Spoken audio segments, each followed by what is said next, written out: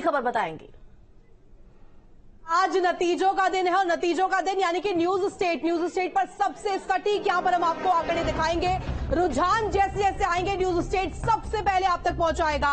और आज mega coverage के जरिए नतीजों के दिन किस तरीके से तस्वीर है, एक एक तस्वीर से रूबरू करवाएगा। आज का दिन बेहद ऐतिहासिक। पोस्टल बैलेट के साथ गिनती शुरू हो जाएगी 8 बजे और उसके बाद फिर ईवीएम खोली जाएगी, ईवीएम की सील्स खुलेगी और उसके बाद देखिए रुझान जो है वो धीरे धीरे आने शुरू हो जाएंगे। 8 बजे से ठीक पोस्टल बैलेट खुल जाएंगे और देखिए किस तरीके से आज का दिन अहम रहने वाला है। लोकसभा चुनाव 2024 का आज रिजल्ट आएगा। जनता ने किसको विजयी किया है, किसको सत्ता पर काबिज किया है, किसकी सरकार केंद्र में बनाई है, उसका आज कहीं ना कहीं ताजपोशी उसकी होगी। और कौन जीत रहा है, कौन सी सीट से कहां पर जीत रहा है, एक एक चीज हम दिखाएंगे।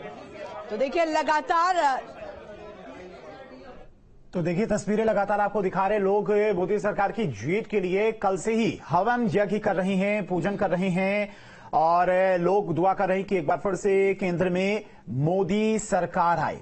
तो ये तस्वीरें लोगों के हवन करने की और हनुमानगढ़ी के महंत राजूदास हनुमानगढ़ी के महंत है राजूदास जो कि हवन पूजन कर रही हैं।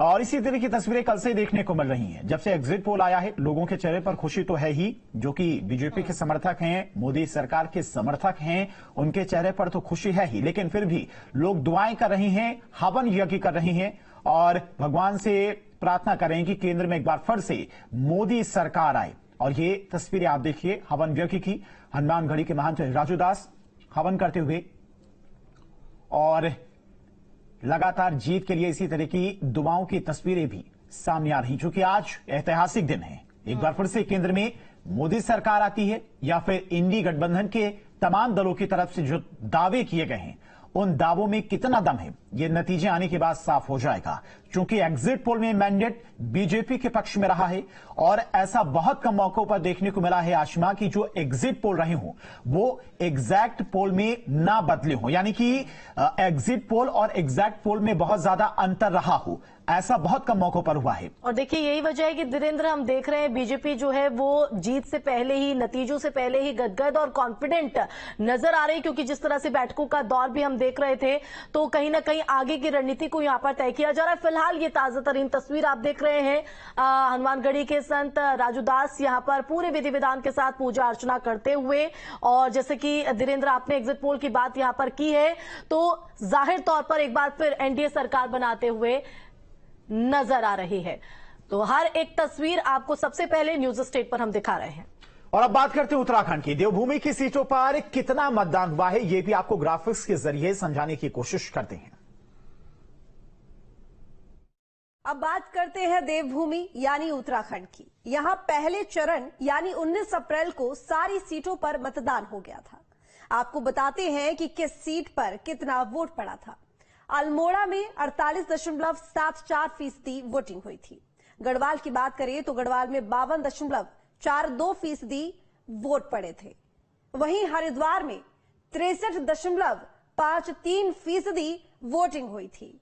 अब नैनीताल की बात की जाए तो नैनीताल में 62.47% वोटिंग हुई थी। वहीं टिहरी गढ़वाल में 53.76% वोटिंग हुई थी। तो अब से कुछ ही देर बाद लोकसभा चुनाव के नतीजे जो है वो सामने आने लगेंगे और एग्जिट पोल एग्जैक्ट पोल में किस तरह से साबित होते दिखाई पड़ेंगे ये भी हमें देखना होगा। ग्राउंड से लगातार हमारे जो संवाददाता हैं वो मतगणना केंद्र से जुड़े हुए हैं, व्यवस्था वहां की बता रहे हैं, साथ ही साथ लोगों का किस तरह से रुझान है, नतीजों को लेकर उनकी क्या कुछ प्रतिक्रियाएं सामने आ रही है ये भी हमें बता रहे हैं। आगरा का एक बार फिर से रुक कर लेते हैं, जहां शिव चौहान हमारे साथ बने हुए हैं। शिव, आपसे कुछ ही देर में मतगणना जो है वो स्टार्ट हो जाएगी और उसके बाद एग्जिट पोल एग्जैक्ट पोल में कहीं ना कहीं तब्दील होते हुए दिखाई देंगे या फिर बिल्कुल एग्जिट पोल के विपरीत नतीजे सामने आते हैं, ये तस्वीर साफ होते हुए नजर आएगी। लेकिन अभी फिलहाल आगरा की बात करें तो अभी फिलहाल क्या हलचल वहां पर देखने को मिल रही है?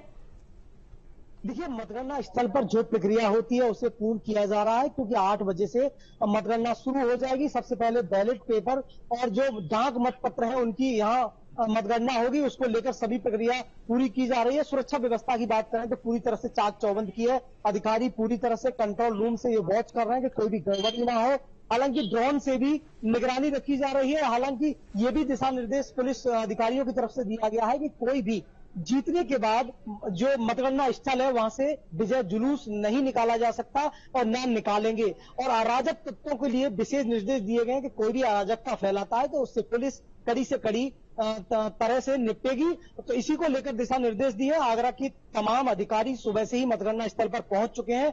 बारी बारी से लोगों को चेकिंग करने के बाद मतगणना स्थल पर उनको एंट्री दी जा रही है। और अभी एजेंट जो बनाए गए हैं सभी प्रत्याशियों के उनको उनके पास देखने के बाद उनको एंट्री दी जा रही है। हालांकि मोबाइल पूरी तरह से प्रतिबंधित रखा है। मतगणना कार्मिक और मीडिया के अलावा कोई भी मोबाइल अंदर नहीं ले जा सकता। खासतौर से धूम्रपान वाली